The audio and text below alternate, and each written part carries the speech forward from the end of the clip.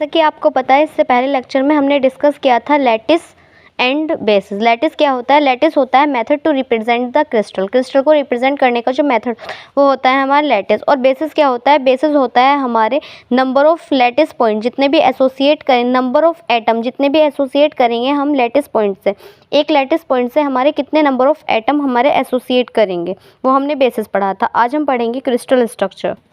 Crystal structure क्या होता है? हमारे क्या है, नंबर ऑफ एटम और मॉलिक्यूल्स के अरेंजमेंट के बेसिस पर हमारे क्या होता है, क्रिस्टल का स्ट्रक्चर क्या है, 3 पार्ट्स में डिवाइडेड होता है। वो क्या है?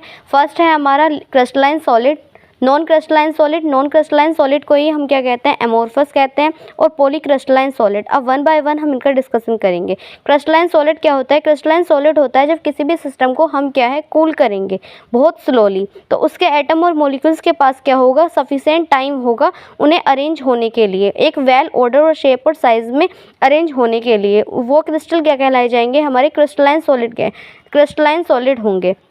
इनका क्या होगा, वेल ऑर्डर साइज होगा और शेप होगा। जैसे कि देखते हैं हम इसमें क्रिस्टलाइन सॉलिड में, इसमें क्या होगा, हर एक लैटिस पॉइंट हमारे क्या होगा, अरेंज होगा, एक सिस्टमेटिक अरेंजमेंट होगा। इसकी शेप और साइज़ क्या होगी, फिक्स होगी, शेप और साइज़ एक सिस्टमेटिक होगी। ये होता है हमारे क्रिस्टलाइन सॉलिड। इसका शेप और साइज़ क्या होंगे, वेल ऑर्डर होंगे। फिर पढ़ते हैं हम नॉन क्रिस्टलाइन सॉलिड या एमोर्फस सॉलिड। जब हम किसी भी सिस्टम को क्या है, कूल करेंगे, ना ही ज़्यादा फास्ट ना ही ज़्यादा स्लो, तो वो उसके एटम और मॉलिक्यूल्स के पास क्या होगा, सफिशेंट टाइम नहीं होगा अरेंज होने के लिए, वेल डिफाइंड ऑर्डर और साइज में अरेंज होने के लिए, तो उसका एटम और मॉलिक्यूल्स क्या होंगे, सही से अरेंज नहीं होंगे। इस टाइप के क्रिस्टल को क्या कहते हैं, इस टाइप के क्रिस्टल को कहते हैं नॉन क्रिस्टलाइन सॉलिड या एमोर्फस सॉलिड। जैसे कि देखते हैं हम फिगर्स। इसमें क्या होगा, इसमें इसके एटम और मॉलिक्यूल्स हमारे इर्रेगुलर अरेंज होंगे, एक सिस्टमेटिक अरेंजमेंट में अरेंज नहीं होंगे। इसे कहेंगे हम एमोर्फस सॉलिड। अब आता है हमारा पॉलीक्रिस्टलाइन सॉलिड। पॉलीक्रिस्टलाइन सॉलिड क्या होता है, जब हम किसी भी सिस्टम को कूल करेंगे, ना ही ज़्यादा फास्ट ना ही ज़्यादा स्लो, तो उसके सारे एटम और मॉलिक्यूल्स का सम क्या होएगा, एक डिफरेंट मैनर में अरेंज हो जाएगा। इस टाइप के अरेंजमेंट को हम कहेंगे पॉलीक्रिस्टलाइन सॉलिड। देखते हैं हम फिगर्स से। जैसे कि दिखता है हमारा इसमें क्या होंगे, हमारे एक सबसे पहले हमारे एक रेगुलर अरेंजमेंट में होंगे क्रिस्टलाइन की तरह, फिर हमारे क्या होगा, एक इर्रेगुलर अरेंजमेंट हो जाएंगे एमोर्फस की तरह, फिर रेगुलर होंगे, फिर हमारे इर्रेगुलर होंगे। और जो रेगुलर अरेंजमेंट होता है उसे कहते हैं ग्रेन्स, जहाँ तक रेगुलर अरेंजमेंट होगा। तो पॉलीक्रिस्टलाइन वही होता है जिसमें हमारा अरेंजमेंट क्रिस्टल का कैसे दिखता है, क्रिस्टलाइन की तरह भी और नॉन क्रिस्टलाइन की तरह, उसे कहते हैं पॉलीक्रिस्टलाइन सॉलिड। इसके बाद आते हैं हमारी इनकी प्रॉपर्टीज़। तीनों क्रिस्टल स्ट्रक्चर की हमारी प्रॉपर्टीज़ आती है, किसकी, क्रिस्टलाइन सॉलिड की, नॉन क्रिस्टलाइन सॉलिड की और पॉलीक्रिस्टलाइन सॉलिड की। 2 प्रॉपर्टीज़ हैं, एक हमारी है पीरियोडिसिटी, एक है हमारी ज्योमेट्रिक शेप। पीरियोडिसिटी कैसे देखते हैं, पीरियोडिसिटी जैसे कि हमारे ये है क्रिस्टलाइन सॉलिड है, इसमें इसके शेप और ऑर्डर क्या है, वेल डिफाइंड है। एक इसमें रिपीटेशन है, हर एक लैटिस पॉइंट का रिपीटेशन है, तो ये क्या होगा, हमारा वेल ऑर्डर।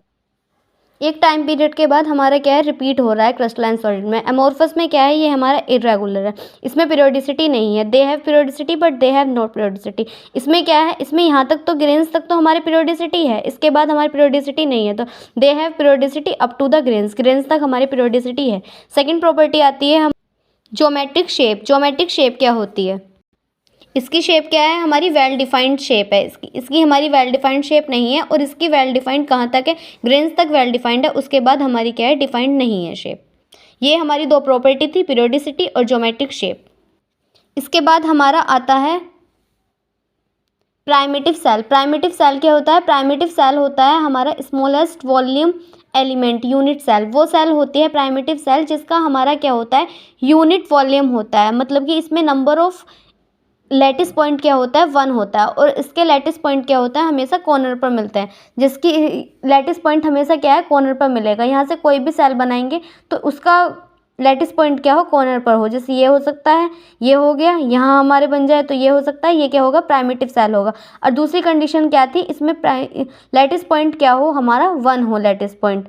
लैटिस पॉइंट 1 कैसे होएगा, यहाँ पर 1 2 3 4 देखा जाए तो 4 लैटिस पॉइंट है, यहाँ भी हमारा 4 कोई बनेगा 4 बनेगा, बट ये 4 नहीं है, इसमें 1 है। इसमें जो कंट्रीब्यूट कर रहा है ये क्या है, इसका 1/4 पार्ट कर रहा है, इसका भी 1/4 पार्ट, इसका भी 1/4 पार्ट, इसका भी 1/4 पार्ट, तो टोटल क्या हो जाएगा 1 हो जाएगा। जैसे कि ये है, इसका 1/4 पार्ट यहाँ, 1/4 पार्ट ये कंट्रीब्यूट कर रहा है, 1/4 यहाँ, 1/4 यहाँ, तो टोटल मिलके क्या हो जाएगा हमारा 1 हो जाएगा। तो प्राइमिटिव सेल कौन से होते हैं, प्राइमिटिव सेल वो छोटी सेल होती है जो हमारी यूनिट सेल होती है और जिसके पॉइंट्स हमारे कहाँ पर मिले, कॉर्नर्स पर मिलते हैं, और effective number of lattice point क्या होता है प्राइमिटिव सेल का 1 होता है। नॉन प्राइमिटिव सेल क्या होता है, नॉन प्राइमिटिव सेल हमारी वो होती हैं जिनके हमारे लैटिस पॉइंट क्या हो, कॉर्नर पर मिले या हमारे कहीं और लोकेशन पर मिल सकते हैं, कहीं अंदर भी मिल सकते थे, ये भी हमारी बन जाएगी। अगर ये हमने सेल बनाई है तो ये हमारी क्या होगी, ये हमारी हो जाएगी नॉन प्राइमिटिव सेल। इसके बाद एक आते हैं हमारे विग्नर सीट। विग्नर सीट ने अपना एक नई सेल बनाई,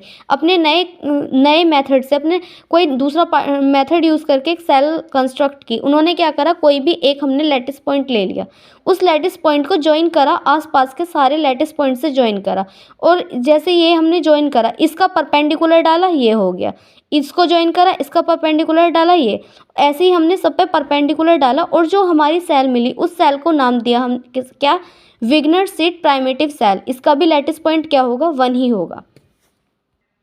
इसके बाद डिस्कस करते हैं cubic crystal structure. Cubic crystal structure क्या होता है, इसमें क्या होता है, हर एक जो है हमारा एंगल क्या होता है, ये एक्स एक्सिस मान लिया, ये वाई एक्सिस मान लिया, एक्स और वाई एक्सिस के बीच का एंगल कितना हो जाएगा, अल्फा मान लिया, ये कितना होगा हमारा 90 degree. Y axis Z axis, इसके बीच का एंगल कितना है 90 बीटा मान लिया इसको, और एक्स और जेड के बीच में ये एंगल कितना मान लिया हमने, क्या होगा हमारा 90 डिग्री। तो हमारे तीनों के एंगल क्या हो जाएंगे, तीनों के एंगल कितने हो गए 90 हो गए। ऐसे ही इनकी साइड मानते हैं, इसकी ए बी सी, ये हमारी साइड है, ये तीनों भी हमारी क्या होंगी, इक्वल होंगी। तो हम इसे क्या कहेंगे, क्यूबिक क्रिस्टल स्ट्रक्चर कहेंगे। क्यूबिक क्रिस्टल स्ट्रक्चर क्या होगा, जब तीनों की साइड हमारी क्या हो सेम, और तीनों एक्सिस के बीच का एंगल्स क्या हो, तीनों हमारी परपेंडिकुलर होते हैं।